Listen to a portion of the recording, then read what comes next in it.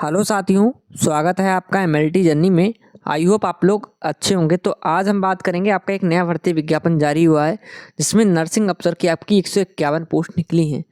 तो ये भर्ती विज्ञापन आपका यहाँ पर telecommunication consultants India limited की तरफ से आया है और ये वैकेंसी आपकी कॉन्ट्रैक्ट बेस की रहेगी और 13 सितंबर इसकी लास्ट डेट है। तो इस वीडियो में हम डिटेल इस फुल नोटिफिकेशन के बारे में बात करेंगे। अगर आप हमारे यूट्यूब चैनल पर नए जुड़े हो तो आप हमारे यूट्यूब चैनल को ज़रूर सब्सक्राइब कर लीजिएगा। जितना भी इसमें टर्म एंड कंडीशन बता रखा है, आपको कैसे इसमें अप्लाई करना होगा और यहाँ पे वर्किंग आवर्स हो गए, आपका लीव के बारे में ही बता रखा है। ठीक है, तो इन सब के बारे में हम डिटेल्ड बात करेंगे, तो चैनल को सब्सक्राइब करना ना भूलें। तो यहाँ पे दिया हुआ है टेलीकम्युनिकेशन कंसल्टेंट्स इंडिया लिमिटेड। तो यहाँ पर आपकी कॉन्ट्रैक्टर बेस की वैकेंसी निकलती रहती है और वैकेंसी एडवर्टाइजमेंट है। Application are invited for requirement of following manpower on contact for deploying outsourcing at Indira Gandhi hospital Dwarka New Delhi में ये बना हुआ है। यहाँ पर आपकी पोस्टिंग रहेगी। लास्ट डेट जैसा कि मैंने अभी आपको बताया था 13 सितंबर 2024 रहेगी। अब बात कर लेते हैं टोटल जो वैकेंसी है तो वो कैटेगरी वाइज कैसे रहेंगी। तो यहाँ पर 152 जो पोस्ट हैं आपकी, इसमें अनरिजर्व की 56 पोस्ट रहेंगी, ओबीसी एनसीएल की 41 रहेंगी, एससी की 22 पोस्ट हैं, एसटी की 11 हैं, ईडब्ल्यूएस की 15 हैं और पीडब्ल्यूबीडी दिव्यांगजन भाई बहन की यहाँ पे 7 आपकी पोस्ट रहेंगी रिजर्व। तो अब यहाँ पे बताया गया है रिक्वेस्ट क्वालिफिकेशन आपकी क्या रहनी चाहिए। तो क्वालिफिकेशन आप देख लीजिए, यहाँ पे बताया गया है बीएससी नर्सिंग होना चाहिए आपके पास में, regular course BSc nursing university से। फिर आपका बता रखा है पोस्ट बेसिक बीएससी नर्सिंग है, तब भी आप इसमें अप्लाई कर सकते हैं। और अगर आपका registered as a nurse midwife है, आप तब भी अप्लाई कर सकते हैं इसमें। Registered as a nurse midwife है तब भी अप्लाई कर सकते हैं। डिप्लोमा इन जीएनएम है, ठीक है, जनरल नर्सिंग मिडवाइफरी है, तब भी आप इसमें अप्लाई कर सकते हैं। अपर एज लिमिट की बात करूँ 30 साल इसमें रहेगी। एक्सपीरियंस इसमें 1 ईयर एक्सपीरियंस मांगा है, वही 50 बेड हॉस्पिटल का आपका after acquiring the education qualification mention, जो कि बी में आपकी है। तो यहाँ पे दे रखा है आपकी जो एजुकेशन क्वालिफिकेशन है, तो इसमें जो बी यानी कि सिर्फ जीएनएम वालों के लिए यहाँ पर एक्सपीरियंस चाहिए, बीएससी नर्सिंग वालों के लिए कोई भी एक्सपीरियंस यहाँ पे नहीं चाहिए। आपकी जो सैलरी रहेगी तो यहाँ पे बताया हुआ है, देख सकते हैं आप 67,350 यहाँ पे बताया है। Consulate no any other allowance admissible, तो आपको कोई इसके अलावा कोई अलग से अलाउंस नहीं रहेगा, आपकी पर मंथ सैलरी इतनी ही रहेगी। और यहाँ पे बताया गया है कि आपका बेसिक प्लस डीए, ठीक है, at the rate 50% fix consulate आपका ये रहेगा। अब आगे बात करते हैं। वैसे तो इसमें बहुत सारी डिफरेंट पोस्ट निकली हुई हैं।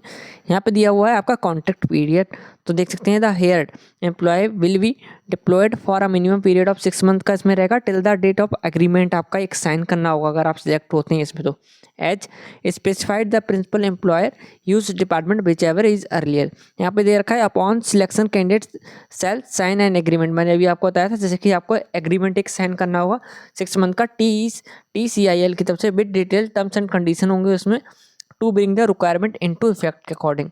सी है इसमें the contractual employee shall not be claim, तो आप क्लेम नहीं कर सकते हैं कि आपका यहाँ बताया गया है TCIL और इंदिरा गांधी के हॉस्पिटल ड्यूरिंग और आफ्टर द कॉन्ट्रैक्ट पीरियड, तो आप ये अपना यहाँ पे क्लेम नहीं कर सकते हैं। आप कॉन्ट्रैक्ट पीरियड के बाद भी आपको वहाँ पर रखा जाए। इसके बाद डी नंबर बताया गया है कि the engagement of contractual employee is temporary in nature and shall not be entitle that employee to seek regularisation, ठीक है, रेगुलराइजेशन दे रखा है जैसे कि परमानेंट जिसे हम बोलते हैं, इस सर्विसेज एंड और to seek parity of elements as being paid by TCIL its regular और अदर कॉन्ट्रेक्चुअल एम्प्लॉय। ई है हमारे पास द कॉन्ट्रैक्ट में be terminated by the giving 1 month notice, तो अगर आपको टर्मिनेट किया जाएगा तो 1 मंथ के नोटिस के साथ में आपको टर्मिनेट कर दिया जाएगा। यहाँ पे दिया हुआ है इंटाइटलमेंट्स ड्यूरिंग कॉन्ट्रैक्ट पीरियड, जैसे लीव के बारे में बताया गया तो यहाँ पे बताया गया कि 1 डे पर मंथ यहाँ पे बताया गया है with an aggregate where in a calendar year of applicable, यहाँ बताया गया विद पीरियड, यानी कि एक साल में सिर्फ आपकी 12 ही छुट्टी रहेंगी, वो भी परमिशन फ्रॉम द HOD के अकॉर्डिंग आपकी, ठीक है, वही परमिशन आपको लेनी पड़ेगी। Leave accumulation is allowed up to maximum 3 days there after it will be eclipse, ठीक है, तो आपको 3 दिन की लगातार छुट्टी मिल सकती है, वो भी आपके HOD के अकॉर्डिंग मिलेगी।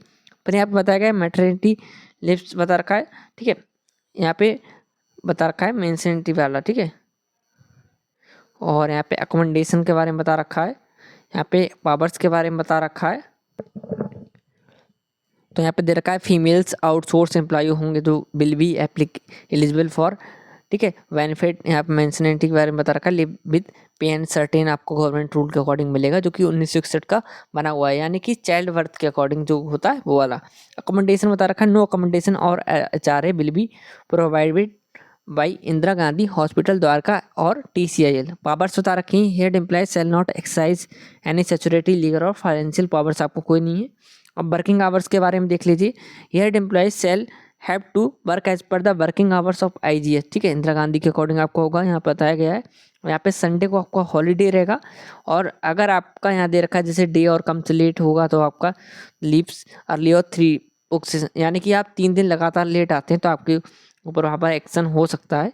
इसके बाद देख लीजिए कंडक्ट के बारे में बता रखा है यहाँ पे, there conduct should be those becoming of a at a for the government servant during contract period. Contract employees shall be governed by TCIL conduct discipline and appeal rules and follow all the code and conducts as applicable any regular employee of the TCIL। Performance के बारे में बता रखा है, evolution performance will be एबिलिटेड आपकी होगी, ठीक है, क्वार्टरली होगी basis by the Indira Gandhi hospital Dwarka के अकॉर्डिंग। टर्मिनेशन ऑफ एंगेजमेंट के बारे में बता रखा है, अगर हेड एम्प्लॉय के बारे में बताया है, the person is unable to complete assigned work, अगर आपको कोई वर्क दिया जा रहा है और अगर आप कंप्लीट नहीं कर पा रहे हैं, वो हो गया, आपके सेटिस्फेक्शन नहीं होते हैं, अगर आपसे वो सेटिस्फाई नहीं होते तब आपको टर्मिनेट कर सकते हैं। थर्ड है यहाँ पर बताया गया है कि the person fails in timely achievement, ठीक है, तो अचीवमेंट्स अगर आप टाइमली नहीं कर पाएंगे तो आपको हटा दिया जाएगा। इसके बाद the person is found lacking in honesty and integrity, पे शक होगा आपके तब आपको हटाया जा सकता है। नेसेसरी इंस्ट्रक्शंस आपको बताए गए हैं कि आपको मिनिमम एसेंशियल पोस्ट क्वालिफिकेशन आपके पास होनी चाहिए, should be full time mode में आपका ये कोर्स होना चाहिए। नेक्स्ट बात कर लेते हैं, यहाँ पे दे रखा है candidate should process a valid email ID आपके पास होनी चाहिए। Candidate are advertise to keep the email ID to be entered compulsory है। और यहाँ पे एज रिलैक्सेशन के बारे में आपको यहाँ पे बताया गया है। फिर NCL का आपको बताया गया है, क्रीमी लेयर के बारे में, और यहाँ पे दिया गया है ओनली सच PWBD कैंडिडेट के बारे में बताया गया। यहाँ पे आपका SC ST OBC NCL EWS के बारे में है, ठीक है, तो एज रिलैक्सेशन के बारे में यहाँ पे आपका बताया गया है। बाकी आप देख लीजिए, मैं ऊपर बताता हूँ, तो रिजर्वेशन रूल आपका यहाँ पे दे रखा है, जैसे कि इसका हाउ टू अप्लाई, आपको अप्लाई कैसे करना होगा, तो यहाँ पे दिया हुआ है कि candidate will be required to apply online on TCIL website, आपको TCIL वेबसाइट पर जाना होगा। No other means mode of application shall be acceptable, तो आपका जो फॉर्म है 2/9/2024 से अप्लाई होना स्टार्ट हो गए हैं। और यहाँ पे दिया गया है candidate called for the skill test interview will have a pay of fee, आपको 2000 रुपये जमा करने होंगे बिफोर द इंटरव्यू के टाइम में। The SC ST EWS PWBD candidate की कोई भी फीस नहीं जाएगी, और the fees have to be paid in the form of DD और ऑनलाइन बैंक ट्रांसफ़र के माध्यम से आप जमा कर सकते हैं। बाकी यहाँ दिया हुआ है आपका कि आपका जो ऑनलाइन एप्लीकेशन फॉर्म भरा जाएगा तो उसमें क्या क्या बताया गया है कि जैसे कि following documents are required to be uploaded at the time of filling of online application form. तो नंबर 1 है photo of application, Aadhaar card हो गया आपका फोटो, फिर आधार कार्ड, इसके बाद 10th की मार्कशीट, फिर education qualification all years and semesters, degree diploma experience certificate, DNC PNC आपका हो गया, इसका ड्यूली नोटराइज अंडरटेकिंग एफिडेविट आपका 100 रुपीज़ का, जो कि अभी बताया था मैंने, दिखाऊंगा अभी। एनी अदर लिविंग डॉक्यूमेंट्स हो गया आपका। सिलेक्शन प्रोसीजर के बारे में बताया गया है यहाँ पे कि आपका candidate will be informed by email SMS के थ्रू आपको बताया जाएगा, स्किल टेस्ट होगा, इंटरव्यू होगा, ठीक है, और इसमें बताया गया है फिर आपका डायरेक्ट वेरिफिकेशन हो जाएगा डॉक्यूमेंट का। फिर आप देख लीजिए, यहाँ पर आपको वेबसाइट दे रखी है अप्लाइंग की।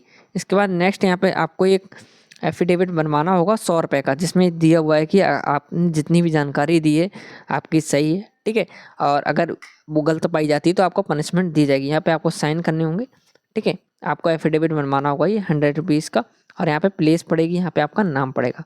ये PDF जो है मैं अपने टेलीग्राम ग्रुप पे भेज दूंगा, टेलीग्राम ग्रुप की लिंक इस वीडियो को डिस्क्रिप्शन में आपको मिल जाएगी। और अगर आप यूट्यूब चैनल पर नए जुड़े हो तो हमारे यूट्यूब चैनल को ज़रूर सब्सक्राइब कर लीजिएगा। Thank you.